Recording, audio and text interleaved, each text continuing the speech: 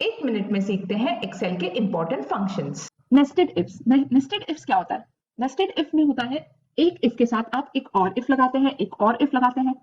मतलब अगर ये कंडीशन फुलफिल होती है तो मुझे ये जवाब देना, या फिर चेक करो कि ये कंडीशन फुलफिल हो रही है तो मुझे ये जवाब देना, या फिर ये चेक करो। मतलब there are multiple conditions, right? Let's take an example. अगर मेरा स्कोर है 65 के ऊपर तो मुझे जवाब देना ए।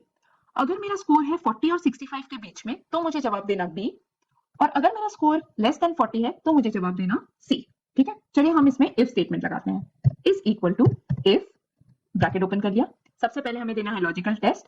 सो if D12 is greater than 65, comma, तो क्या वैल्यू होनी चाहिए मेरी?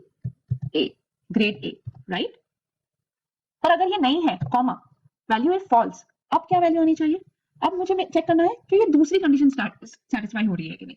तो इसमें हम फिर से इफ लगाएंगे। इफ, अब इस कंडीशन में दो कंडीशन है, एक तो वैल्यू 40 से ज्यादा होनी चाहिए और 65 से कम होनी चाहिए, इसलिए हम यूज करेंगे एंड फंक्शन। एंड का ब्रैकेट ओपन कर लेते हैं।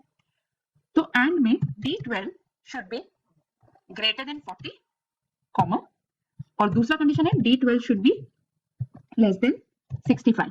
ये एंड कंडीशन हमने मेंशन कर दी।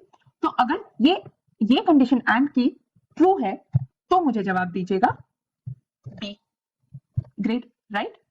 और अगर ये दोनों कंडीशन ए और बी भी नहीं है तो ऑब्वियसली उसका आंसर है सी। तो इसलिए हमें मेंशन करने की जरूरत नहीं है कंडीशन, हम डायरेक्टली यहाँ पे सी मेंशन कर सकते हैं, क्योंकि अगर ये फर्स्ट टू कंडीशन सेटिस्फाइड नहीं है तो हमें आंसर दीजिएगा सी। अब बहुत इंपॉर्टेंट है, यहाँ पे हमें ब्रैकेट एक और क्लोज करना है, क्योंकि ये ब्रैकेट जो है ये इस इफ स्टेटमेंट का ब्रैकेट है। हमें हमारी जो मेन इफ की कंडीशन है उसका भी एक ब्रैकेट यहाँ पे क्लोज करना है। Enter, perfect. अब इसके बाद हमें सिर्फ इसे सिलेक्ट करना है और कंट्रोल डी, तो हमारा ये फॉर्मूला सब पर कॉपी हो गया और हर स्कोर के आगे रिस्पेक्टिव ग्रेड्स हमारे रिफ्लेक्ट कर रहे हैं।